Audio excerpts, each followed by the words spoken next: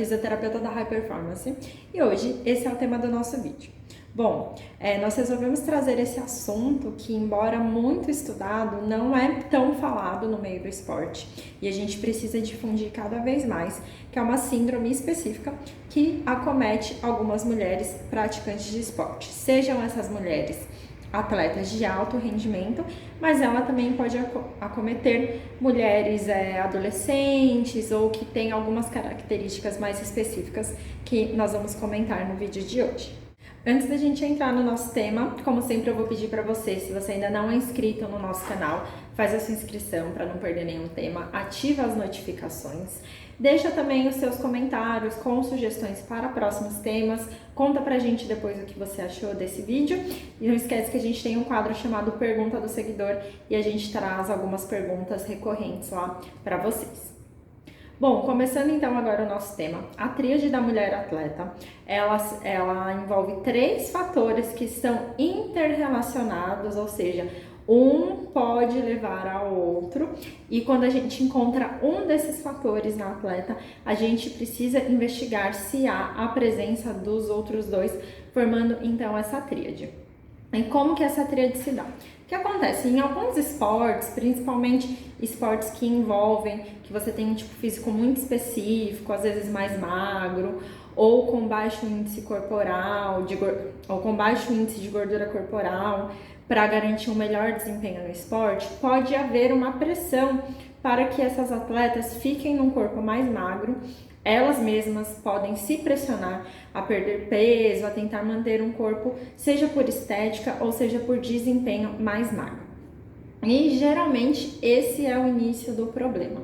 Então, a primeira coisa que a gente encontra na tríade da mulher atleta e que vai ajudar a desencadear as outras 2 questões são distúrbios alimentares. Então, pela necessidade de manter esse corpo magro, esse porte físico mais específico, a mulher começa a não se alimentar bem, então ela tem um déficit calórico importante que não corresponde às necessidades energéticas que ela precisa para realizar então a sua atividade tanto esportiva quanto as suas atividades de vida diária, pois também há um gasto energético.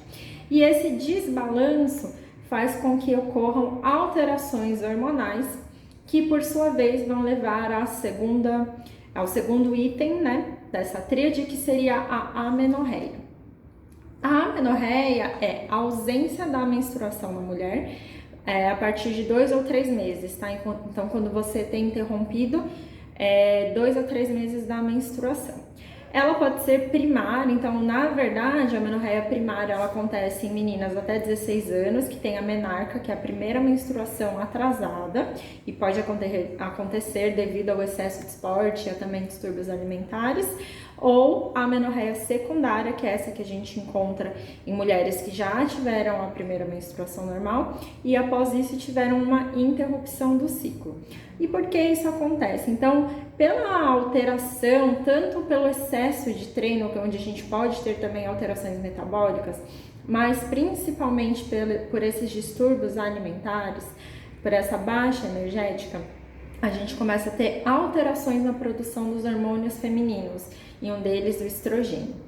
E a baixa do estrogênio, essa alteração da produção do estrogênio, ele consequentemente vai levar a gente a terceiro componente dessa tríade, que é a osteoporose, que é uma diminuição de massa óssea. E isso é muito importante porque quando eu tenho uma diminuição de massa óssea, eu fico mais suscetível a sofrer fraturas. No esporte a gente pode encontrar as fraturas por estresse e a gente também pode ter outros tipos de fraturas que acontecem por questões traumáticas mesmo.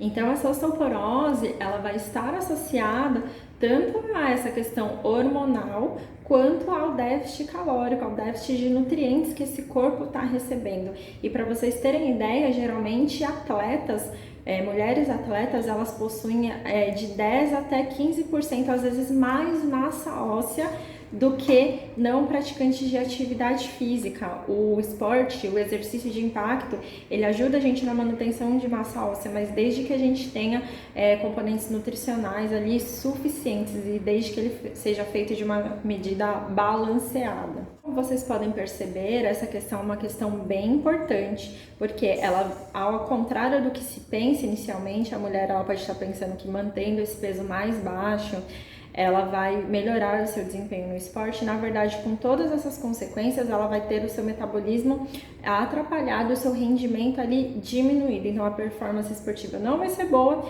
sem contar em todas as outras implicações metabólicas, né, que essa mulher vai sofrer e todo esse risco a mais de lesão ao qual ela está exposta. Além disso, outras consequências da tríade da mulher atleta podem ser aumento do risco de doenças cardíacas, diminuição da imunidade, esse aumento do risco de lesões que a gente já comentou aqui. Ela pode apresentar também questões como insônia e outras alterações metabólicas pela alteração hormonal.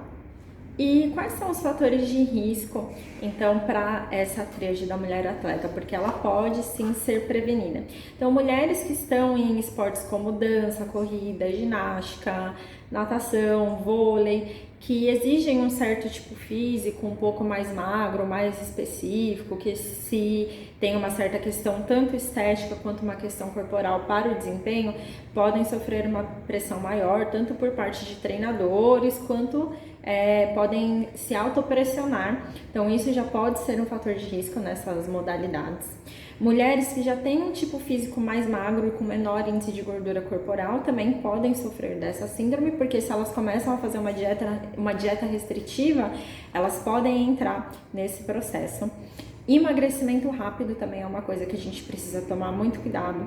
Quem faz uso de remédio para emagrecer também precisa ter muita atenção. Bom, então fica o alerta sobre essa tríade da mulher atleta para todas as mulheres que fazem algum tipo de esporte, então ela pode acontecer aí em diferentes faixas etárias, tá? Mas fica também esse alerta para treinadores, para pessoas que acompanham essas mulheres ficarem atentas a esses sinais, tá? E principalmente aos fatores de risco. É muito importante, a gente sempre fala de prevenção, a fisioterapia ela também é preventiva, ela não é só curativa, então a gente não trata só reabilitação, só pessoas que já se lesionaram. E aqui na High Performance a gente tenta muito colocar essa cultura da prevenção, porque a gente sabe que faz muita diferença, principalmente no meio do esporte. Então, você faz uma atividade física regular, tente manter uma alimentação saudável, principalmente se você é um atleta de alto rendimento, se você faz competições, tente ter um acompanhamento de uma equipe multidisciplinar, um acompanhamento nutricional é muito importante e também um acompanhamento psicológico, porque a gente vê que tem fatores aí emocionais que podem estar envolvidos antes, né, dessa questão, pode ser um fator de risco ou eles podem até se estabelecer depois como consequência, né, dessa tríade, dessas questões. Então, sempre muita atenção, tenha uma equipe que te acompanhe, faça de tudo para prevenir as lesões. O melhor caminho, principalmente para quem faz esporte, é sempre a prevenção.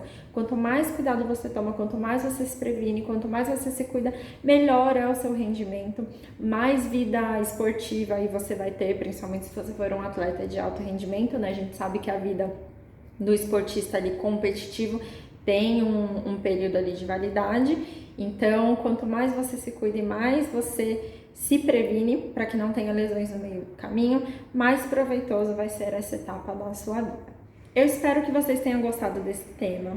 Deixem aqui se vocês têm alguma dúvida, deixem comentários do que vocês acharam, se vocês conheciam, já tinham ouvido falar, tá? E em caso de qualquer um desses sintomas, de suspeita, procurem sempre um médico, de preferência um médico do esporte, para te ajudar a fazer esse acompanhamento e te direcionar também para outros profissionais que talvez você precise de acompanhamento para a resolução dessa questão. E em caso de lesões, sempre procurar também o fisioterapeuta esportivo.